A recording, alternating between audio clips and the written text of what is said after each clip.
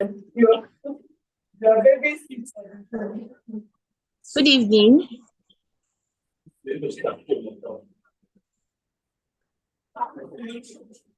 Good evening, anyone. Can anyone communicate to me if they can hear me clearly, if I'm audible?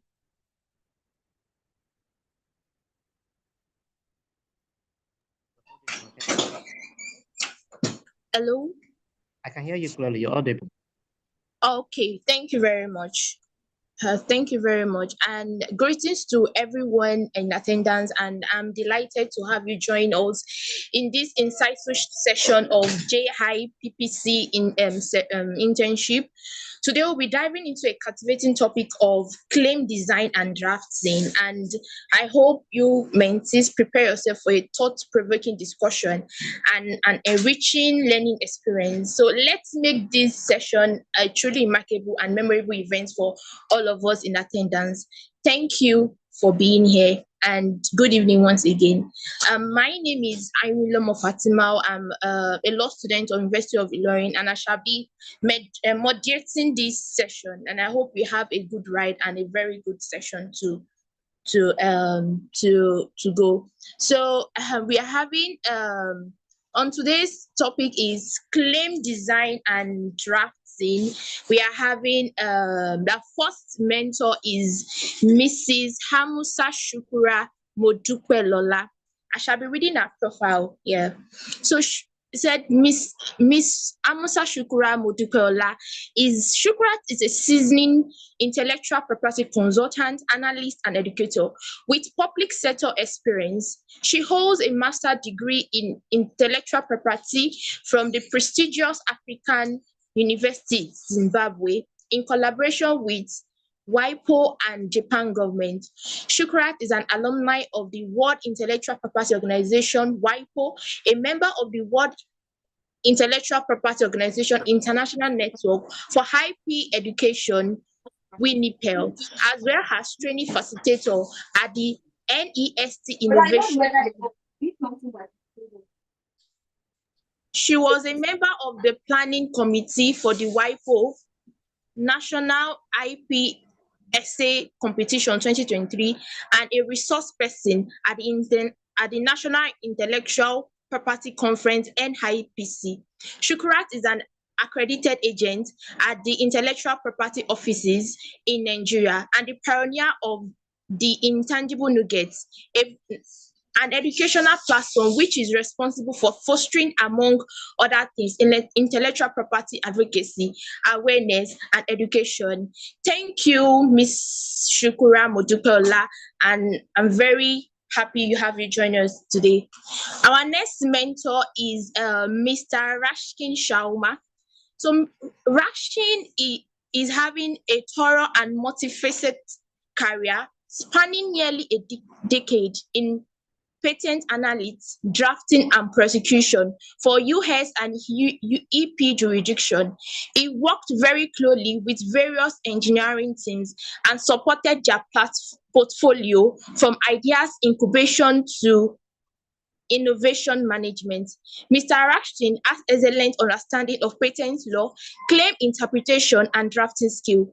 As a seasoned professional, he is readily engaged in various end-to-end IP services at different levels and provide intelligent IP solution. He emphasizes more on promoting innovation for a better world. He loves drafting patent claim, keeping all the infringement perspectives in mind. Furthermore, he has a strong bent of mind towards IP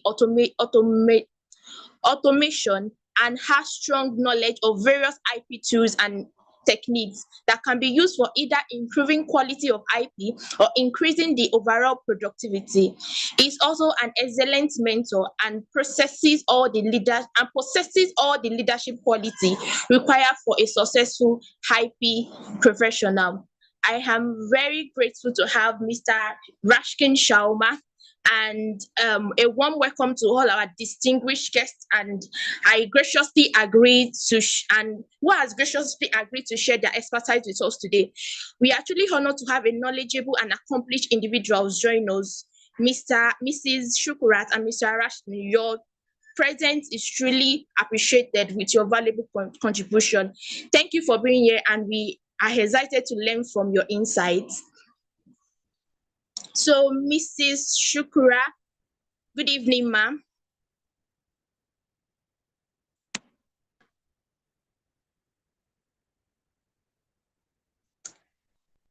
Do you have Mrs. Shukura on the call, please?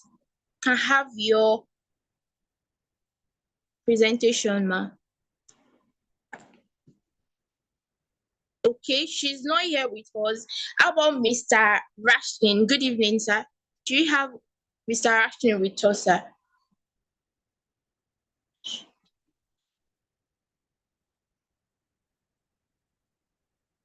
Okay.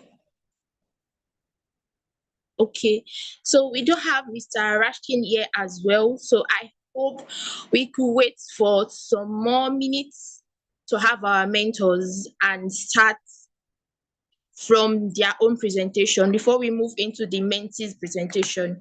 Thank you. Let's wait for Mrs. some. Shukurat is on the call now, so you can go ahead. Okay, good evening. Good evening, ma'am. Good evening. How are you doing?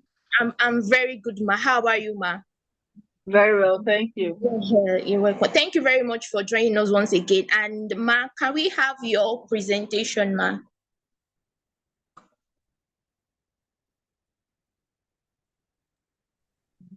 So I don't have a presentation. I'm just going to speak briefly on the topic.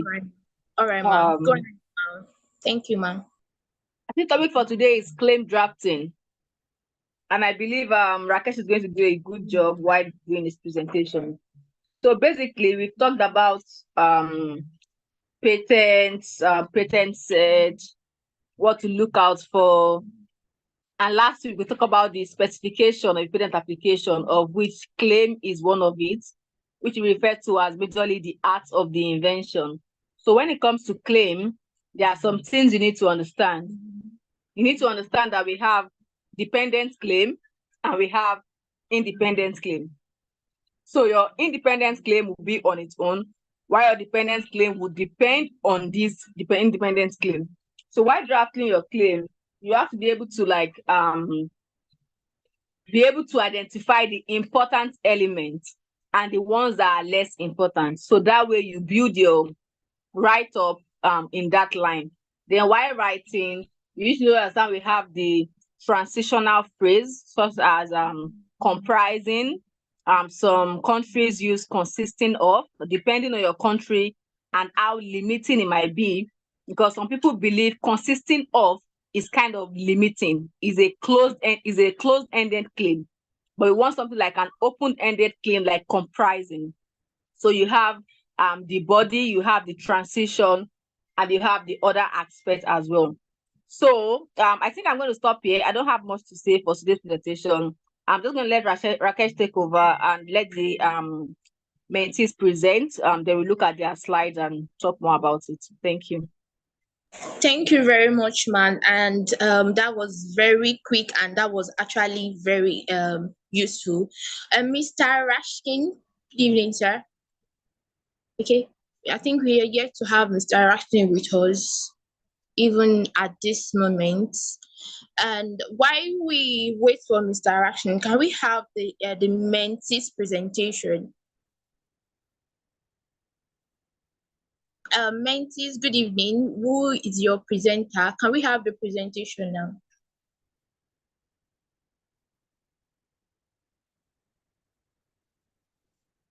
Okay.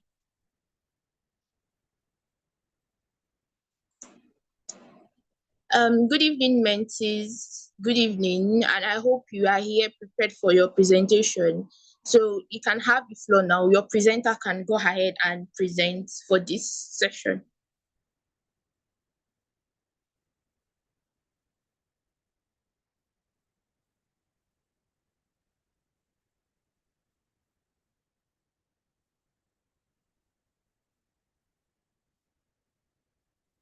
It seems we can't get hold of both the presenter and Mr. Rashkin.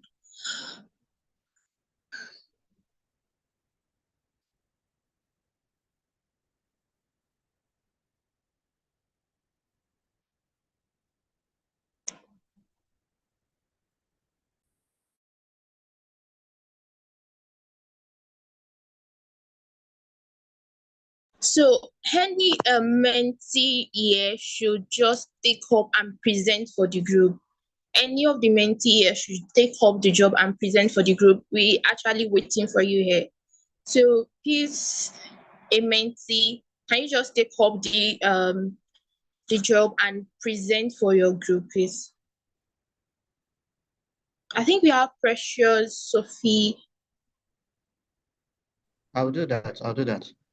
All right, thank you very much.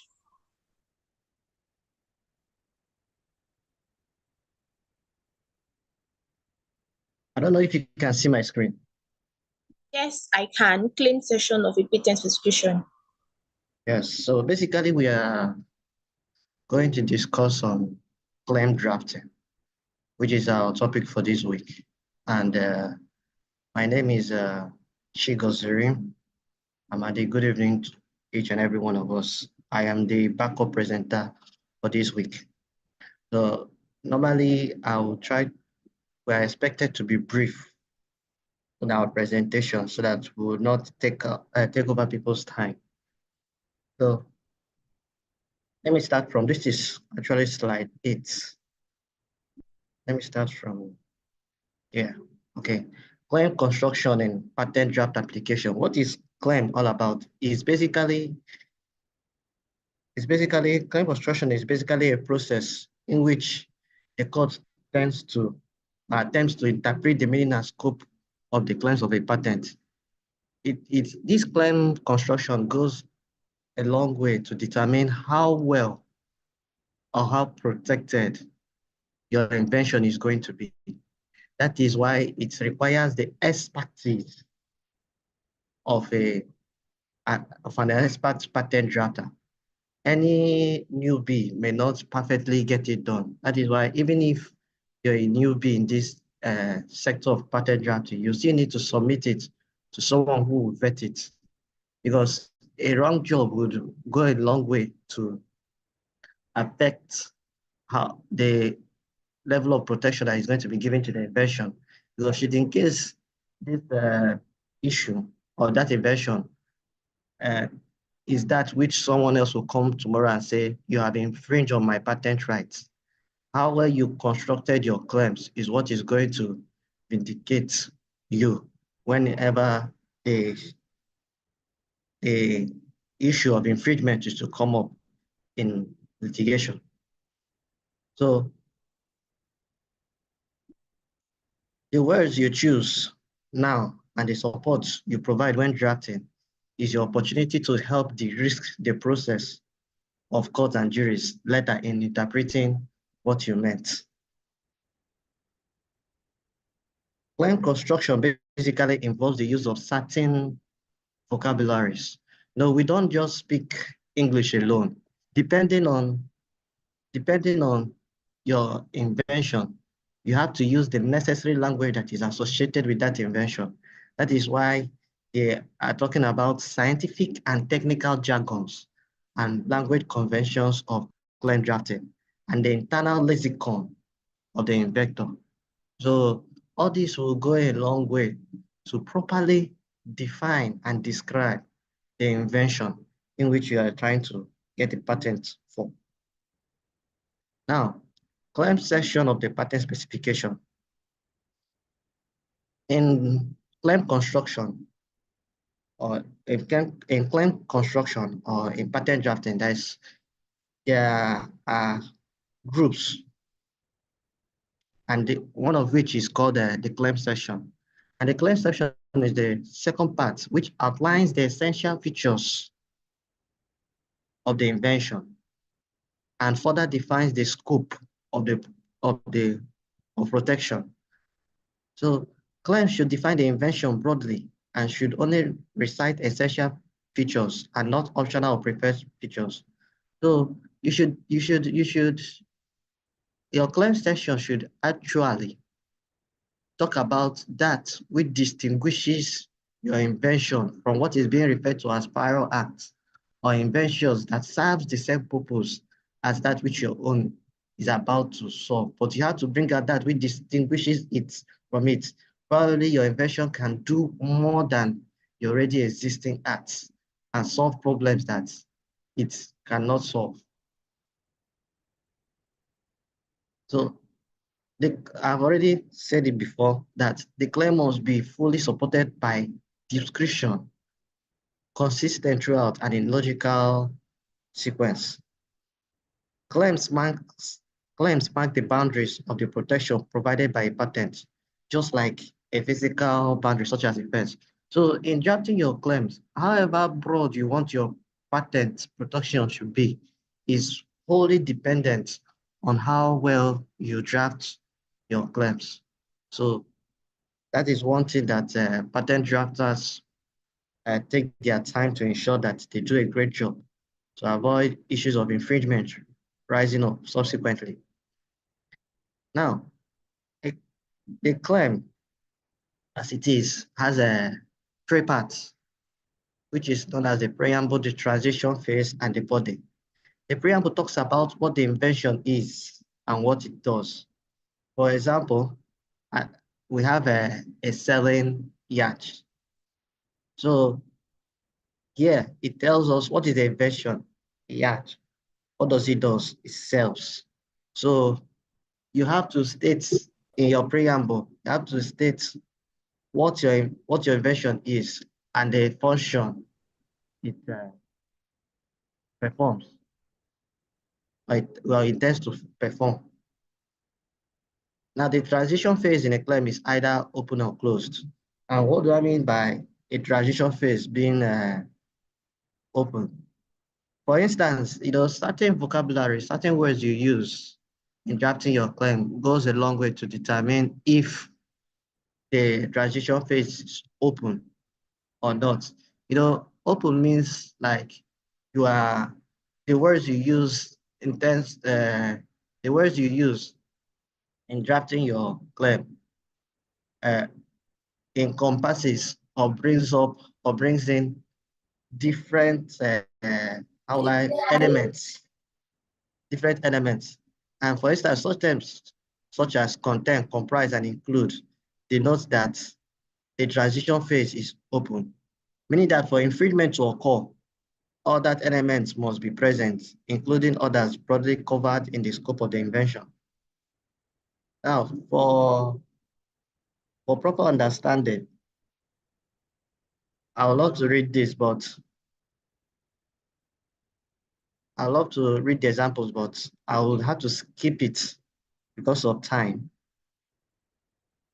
Okay, let me go back. Now, in understanding a transition body that is open, example, if A plus B plus C are present in both the prior act and the present invention, then that amounts to infringement, and hence the invention does not pass the novelty test. Additionally, where there exists an additional D, that is A plus B plus C plus D, then there are still infringements, as the element D is covered within the scope of invention. Close terms. For the transition phase, consisting and consisting of. I don't know if you guys can hear me.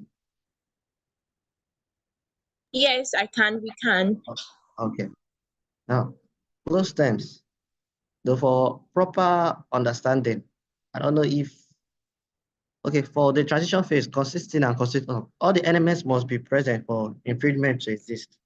If A plus B plus C elements are present in both the prior art and the present invention, then that amounts to infringement. That means if your invention and the one that has existed before it has the same features, so the prior art can come to say that you have infringed on their patent because you're not bringing in, your invention does not bring in something new.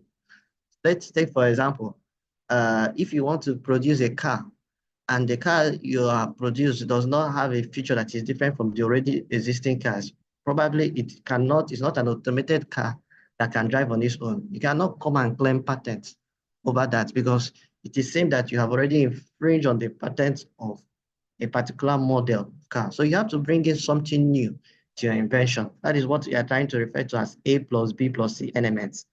However, where the present invention has A plus B plus D features, then the missing element C defeats infringement because not all elements exist.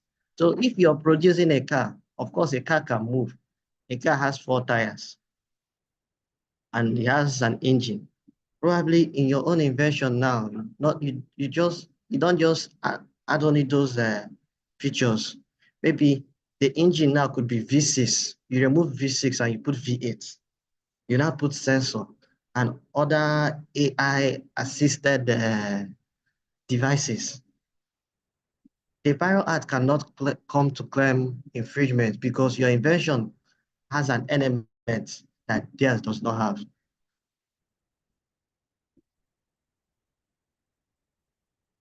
So I'll skip this part. Patent drafting best practices. Drafting a patent application is not as easy as many would think. That is why we are undergoing this course for proper understanding in order to be good, or will I say experts in the field of patent drafting. So as I've said it earlier, all newbies cannot just venture into it without their their patent drafting being vetted by an expert, by a professional. Because we are talking about protecting the invention. So it has to be as tightly done as possible so that a Bio Act or an inventor cannot come to say that you have infringed on their patents. So importance of patent drafting, it protects intellectual property, secures exclusive rights, and enhances market competitiveness.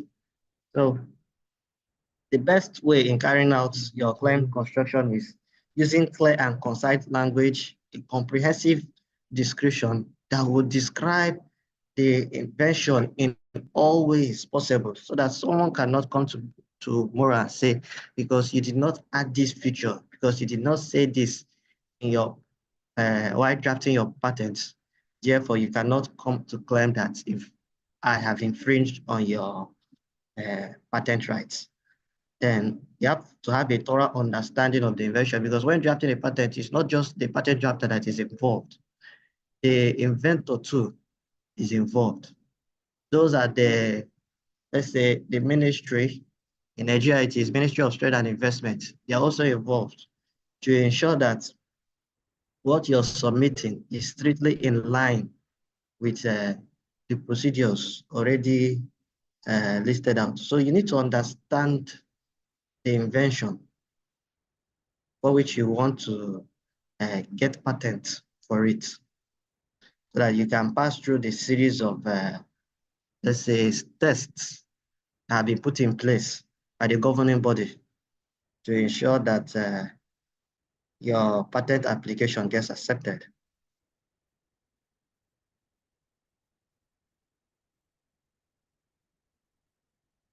Now, this claim drafting more or less tells us one of the strategies you need to follow while drafting your claim, your claim or your claims. And in claims drafting, you have to craft a broad and specific claims to protect the invention. I've already touched on it. Ensuring claims cover all variations and potential application, concise and detailed claims for comprehensive markets, comprehensive protection in the market. So in my conclusion, when you're drafting a patent, it's best you follow the best practices. You have to go beyond the limits and put in your own ideas. So to ensure that tomorrow nobody will say that the absence of this in your patent claims implies that infringement has taken place. So a strong and enforceable patent can provide you with a competitive advantage in the market and prevent others from copying or using your invention without permission. So by adhering to proper patent drafting techniques, you can increase the likelihood of your patent being granted and maximize its potential value in the long run. So more or less, even though patent has a lifeline and which is renewable depending on the type of patent, 15 years, 20 years, as the case may be.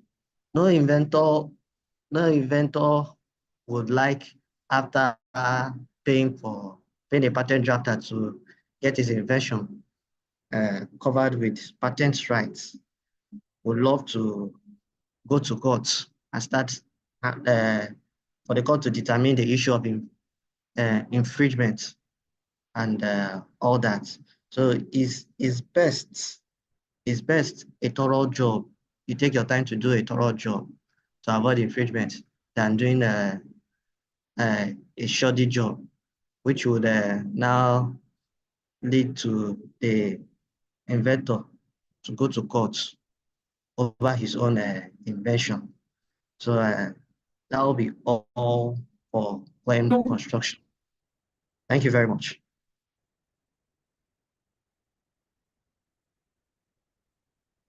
Thank you very much, C. Amadi Esquire.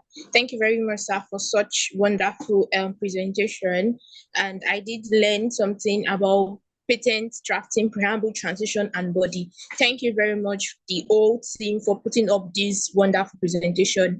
Report reaching me that Mr. Rashkin will not be able to join us due to some things best known to him. And Mrs. Amose Shukurat, good evening, ma'am. Are you still with us, ma'am? Yes, I'm here with you. Yes, ma'am. Ma, you've listened to the presentation of the mentees, and I would like you to give us your feedback, corrections, additions. It will be very much appreciated, ma'am. So far I've listened to the presentation. However, it would have been nice if we had an example, to show how claim is being drafted, just to see how well you understand the structure of the claim. So you have an example that is going to show us, okay, which aspects is the to show us which aspect exactly, which one is the transition, which one is the body, which one is the preamble. So it would have been nice if you had an example. Probably you have like a writing material and you show us how to draft a claim around that writing material, where you say a writing material as the preamble, comprising of as the transition, then you put the body. It could be comprising of maybe an eraser, a mouse for writing, and so on and so forth. So just to show that you actually understand what the claim is. So what we have now is more like an abstract. It's not really practical. People can't really understand it. There are no examples to show what it looks like. So we have in the presentation, we have method claim, we have process claim, and we have chemical, biotechnological claim, and so on and so forth. But you could have, delved more on the product claim and the process claim and show us the difference of how to write a product claim and how to write a process claim.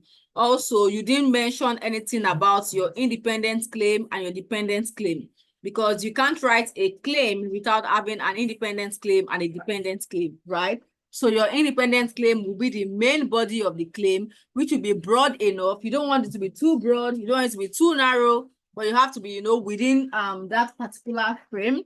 Then you now write the other part of it, which will now be depending on the independent claim. So I think is a good presentation, but it's not practical enough. That's what I'm going to say. Thank you.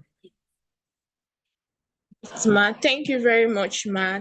And I hope the mentees has learned that make it practical as possible. And any question for the mentees, our mentors is ready to answer each and every question of yours.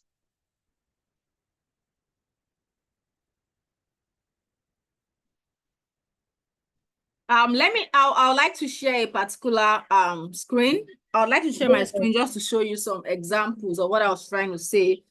So this is not my personal slide because I didn't have the time to actually come up with a slide. But let me just show you an example of what I was trying to explain to you.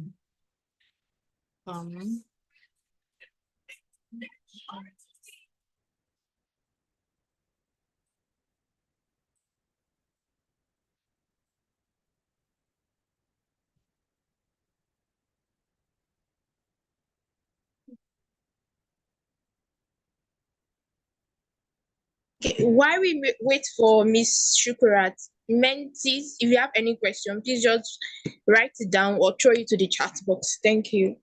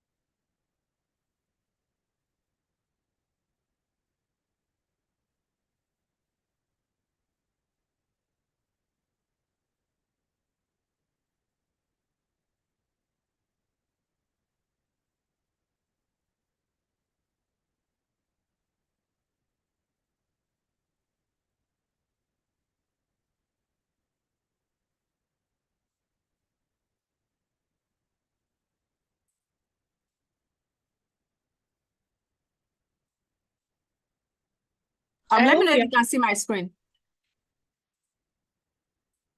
Yes, we can see it. I can see it.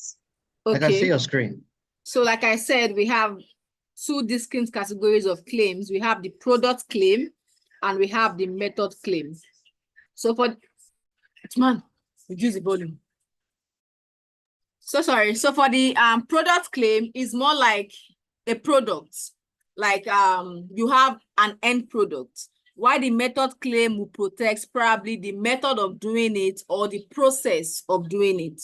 So when we talk about claim, we talk about three major things. The first thing is the preamble, the second is the transition, and the third is the body. So let's assume our invention is a camera. A camera is a product claim, not a method claim, because camera is a product, okay? So now you now say a camera.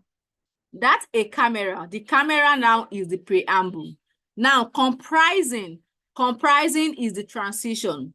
And you would realize that when the presenter was presenting, he mentioned something about open-ended claim and closed-ended claim. So an example of an open-ended claim is comprising, because comprising means it might be more than 2 or 3. It might extend to different things, but it's not limited to just 1 or 2.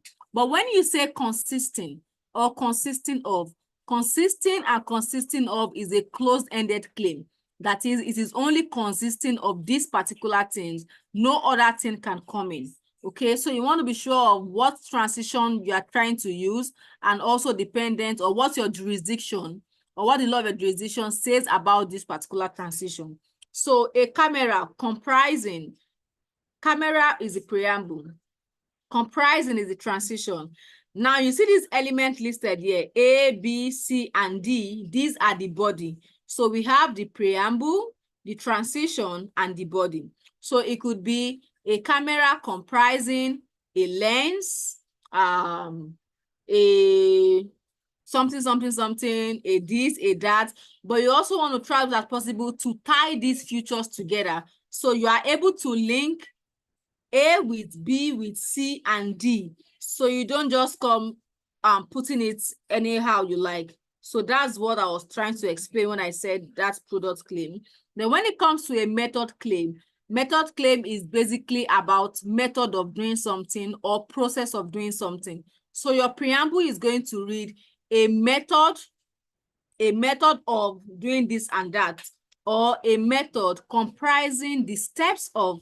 When it comes to method, the steps of has to be there, because you are showing us a step of doing something, unlike the product claim where we have just a camera comprising, then you go ahead to list the body. But unlike method claim, you say a method, this method is the preamble. You still maintain your transition, which is comprising. Then you put the steps of, then you now list it. It could be the steps of sorting, washing, cooking, air drying, air frying, baking, blah, blah, blah, blah, blah. So this one usually have, most times it has ing, because it's an ing kind of stepping. Okay, so this one will be the body. So that's the major difference between a product claim and a method claim. A method claim is based on the steps. And it could be a process of, instead of a method of, depending on how you want to put it. But that's the difference between a method claim and a process claim. Let me try and see if you can see this other one. Once you see my slide, I'm going to share a different one. Let me know once you can see it.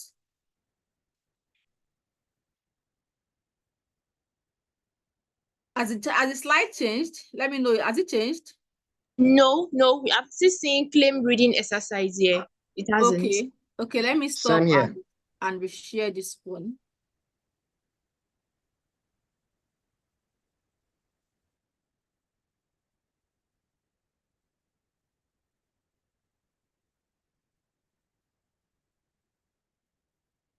Okay, I'm going to reshare the next one.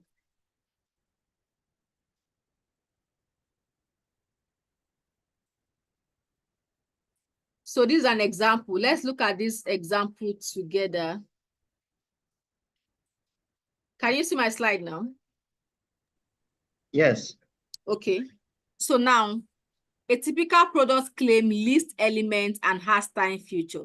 So let's look at a product claim of a camera. An apparatus for supporting a camera. Now, this is an apparatus to support a camera. Now, comprising this apparatus for supporting the camera now will be the preamble. The comprising will be the transition. This is a pivot mounting configured to hold the camera and a variety of legs arranged to support the pivoting mounting. These two now are the body. But you are going to realize that the first body and the second body are kind of tied together. You see a pivotal mounting configured to hold the camera and a plurality of leg. Plurality of leg means it has many legs. Okay, you don't want to say 2 legs. You don't want to limit yourself to just 2 legs, because if you say 2 legs in your claim and somebody else creates something similar but has 3 legs, you won't be able to sue that person because your claim said 2 legs. Okay, so you want to be as broad as possible but not too broad. Okay, so you pick the plurality of legs. It could be 3, it could be 4, could be 5. Plurality is plurality. Okay, arranged to support the pivoting mounting. Can you see that they now brought in how this plurality of leg and this pivoting mounting in the first element are connected together. So you want to make sure that there is a time future, is all connected, so you can understand better. Now you see this first one here, this one now will now be your independent claim. That will be your claim 1. Now, every other claim that is going to follow will now be your dependent claim because they are depending on the first claim. Now, let's look at a method claim. You look at this. Typical method or process claim, like I said, a list of doing blah, blah, blah. So now let's look at a method claim for probably doing something of, okay, producing fried rice. So you want to, you have an invention or you have a new way of cooking fried rice that is different from what we know. And this, your method claim reads this: a process for producing fried rice. So this process now makes it a method claim. Unlike the other one, you don't have a process. It's just maybe an apparatus or a product, blah, blah, blah. So this is a process for producing fried rice will serve as our preamble. You can see the comprising, that's the transition. The steps of, like I said earlier, the steps of anything process claim or method claim, we have the steps of. Then you see the first one, turning the heat source on, cooking the rice in water. Can you see the turning ing, cooking ing, placing ing? Do you understand? Now you now realize that when you have that stirring consistently the rice and the other ingredients for a predetermined length of time over the heat source. So you try as much as possible to link it together. You will see that when you have the first the step, it said turning the heat source on. The next one is cooking the rice over the heat source for a predetermined period. You can see that the cooking the rice also brings in the heat source which we have on turning. Now look at placing a predetermined amount of oil on the pan. So you want to be able to link everything together so it doesn't look clumsy, okay? So these are just basics of what to use. You don't mix it together. Let me look at where we have a dependent claim, so you can see an example of what a dependent claim looks like. This is a composition claim. We don't just have process and method claim, but process and method are like the most known ones. We have composition claim, chemical claim, Markush claim, Markush claim. Then you have mechanical claims and so on and so forth. Let me check the one that has dependent claims so I can put you through. I just couldn't come up. I don't have enough time to actually put my slides together.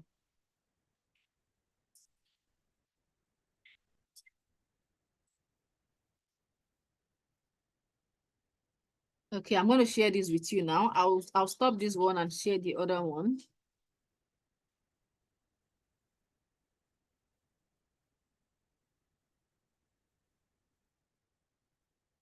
Let me know when you see it.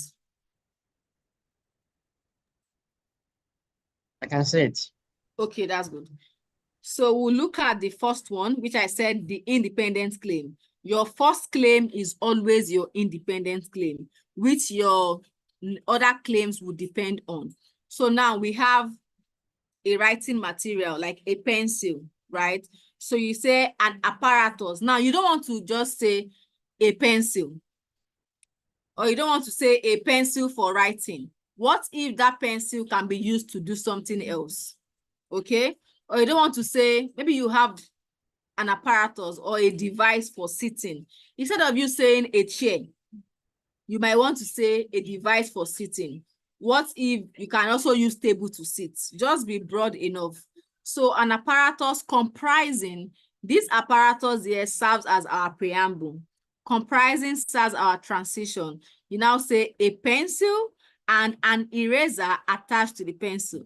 If you look at this, you see how they also link this first pencil and the eraser attached to the pencil. They found a way to link the two together, and this is our body. A pencil and an eraser attached to the pencil is the body. So when you look at, while you are reading your claim and you go through the drawings, which is attached in the body of the work, remember that when we're talking about the application last week, we talked about description, and in your description, you have your background, your drawings, your summary, and so on and so forth. So you want to make sure that the body of your work speaks to your claim, because you can't claim what you don't have in the body of the work. So while reading your claim, your dependent examiner might also want to look at your drawing and see how it correlates, okay? So if you look at the drawing now, you see that, yes, this is a pencil, and you have an eraser that is attached to the pencil.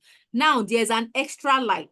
You see this light here, you might not want to mention it in the body of the work, but you probably might mention it in the dependent claim, okay?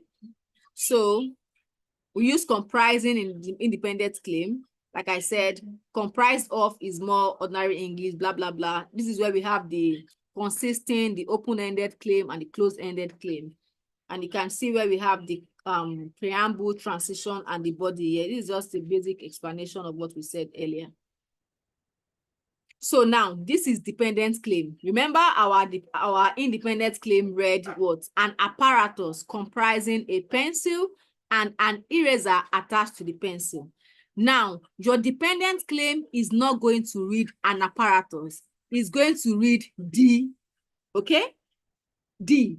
Your independent claim is going to carry either A or an, but your dependent claim is going to start with D.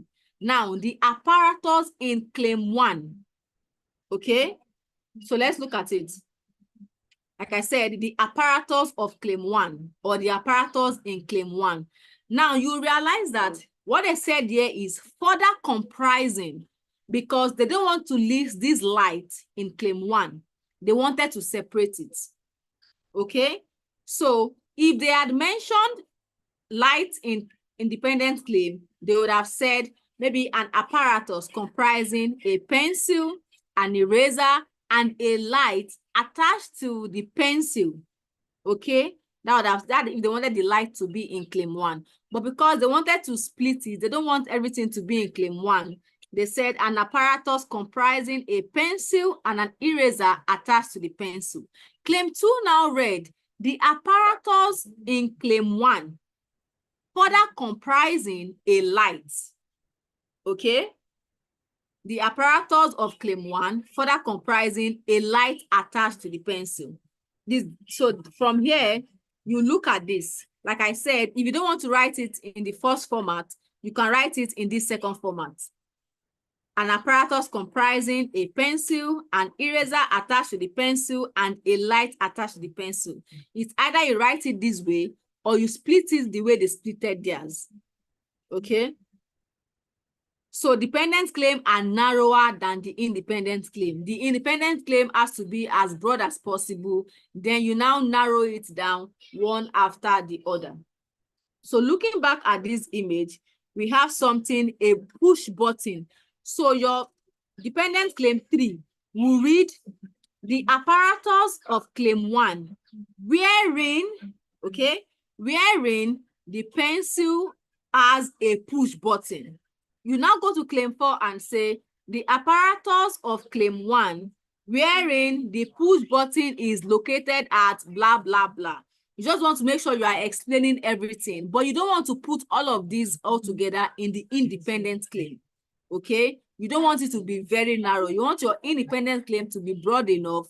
Then your dependent claim will now be going narrow, narrow, narrow. I want my cake. So let's see this. So there is an example. Can I eat my cake? A chair comprising a seat portion and at least 3 legs.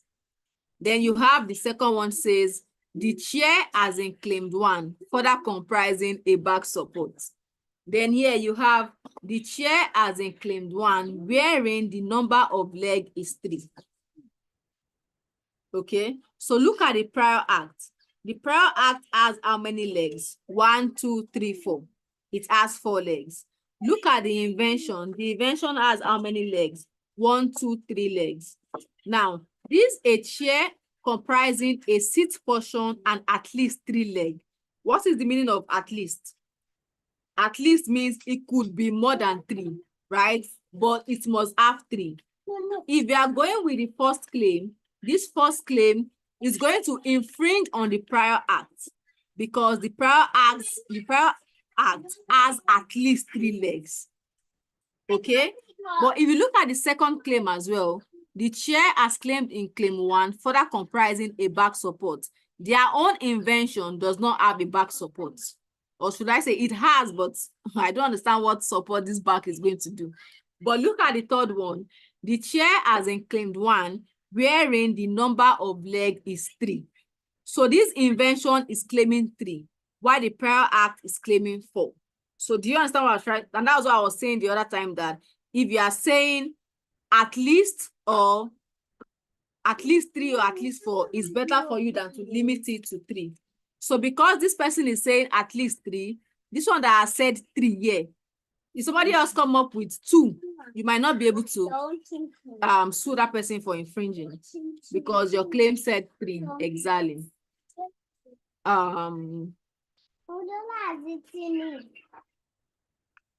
So what else do we have? So I think that's so this is a method claim, a method for brewing tea. And you can see the first method, you boil it. The second one, you pour it. The third one, you are putting something into it. So this is what the claim look like.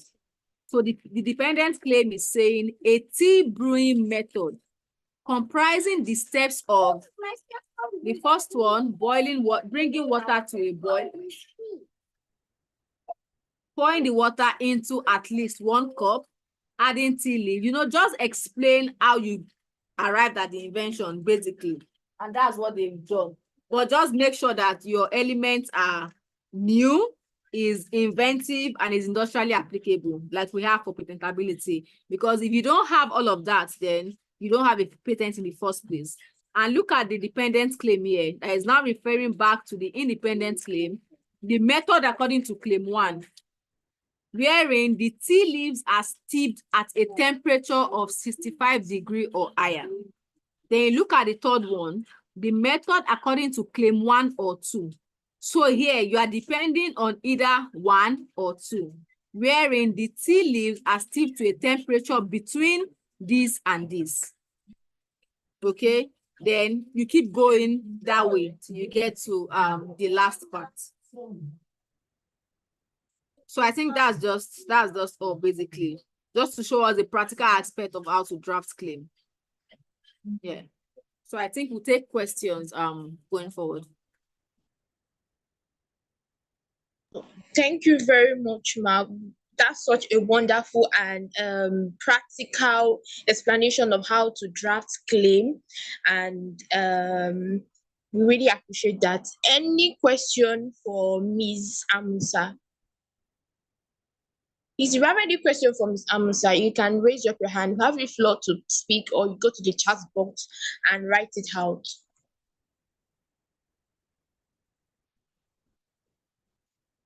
Okay. It seems we don't have any question for you, Ma. And mentees, please, we are going to take a picture. So I want us to put on our video, but not now. Thank you very much, Ms. Amsa. We are deeply grateful for sharing your your expert and insight.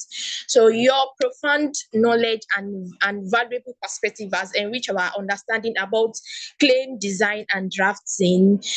We really thank you for this successful impact on the significant impact on the success of our session. And thank you once again for your unwavering support and commitment to personal growth, to personal and professional growth. We look forward to having and welcome you to further events. And I hope if we call you next time to explain and teach us on claim design and drafting, we'll be there for you, Ma. Thank you so much, Ma, for joining us this evening. And mentees, yes, Ma. Mentees, please go to the chat box and appreciate Ms. Amusa for such wonderful presentation and sharing of knowledge and what you gained today. While you do that, please can you turn on your video? Let's take some pictures let's take some pictures. Please turn on your videos, please.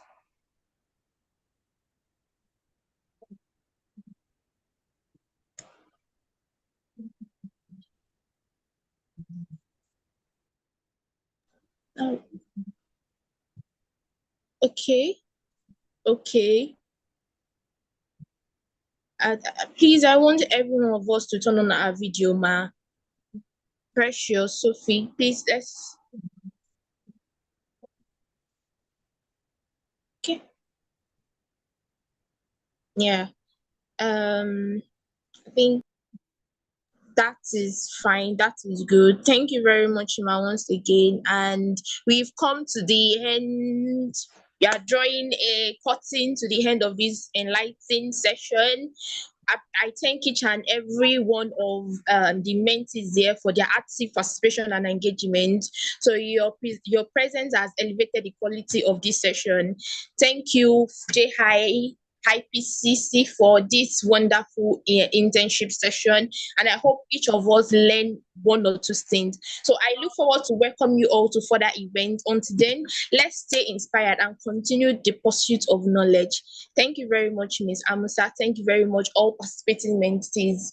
We shall draw the curtain to this. Thank you.